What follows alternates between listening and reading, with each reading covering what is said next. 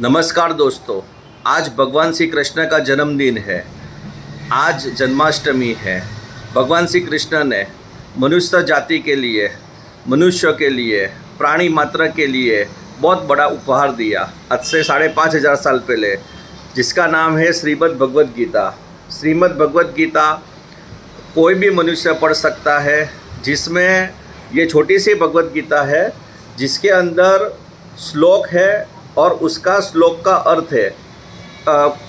किसी को ऐसा कन्फ्यूज़न होगा कि कुछ भगवद गीता बड़ी क्यों होती है। बड़ी इसके लिए होती है क्योंकि जो संत ने वो भगवद गीता का अर्थ का विवरण किया है अपने तरीके से, इसके लिए वो बड़ी हो जाती है।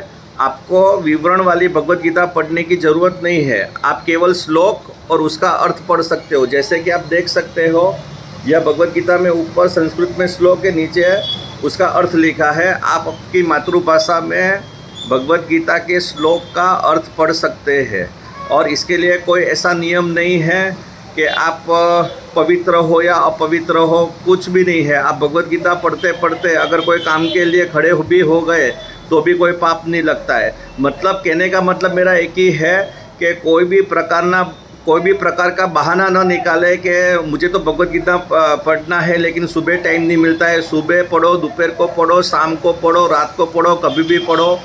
5 मिनट के लिए पढ़ो, 5 मिनट पढ़ के फिर आप कोई काम में उलझ गए, फ़ोन में उलझ गए तो उधर पेज मोड़ दो, फिर से पढ़ो। कोई भी बहाना नहीं है कि आज पानी नहीं आया, नहाया ही नहीं है तो कैसे पढ़ो। बिना नहाए भी पढ़ो, कोई पाप नहीं लगता है भगवद गीता पढ़ने में। भगवद गीता के 18 नाम आप मनन कर ले। गीता, गंगा, गायत्री, सीता, सत्या, सरस्वती, ब्रह्म विद्या, ब्रह्मवली, त्रिसंध्या, मुक्त गेहिनी, अर्धमात्रा, चिदानंदा, भववदनी, भयनाशिनी, वेदत्रयी, परा, अनंता और तत्वार्थ ज्ञान मंजरी। भगवद गीता के ये 18 नाम जो स्थिर मन से मनन करता है उसको ज्ञान सिद्धि प्राप्त होती है।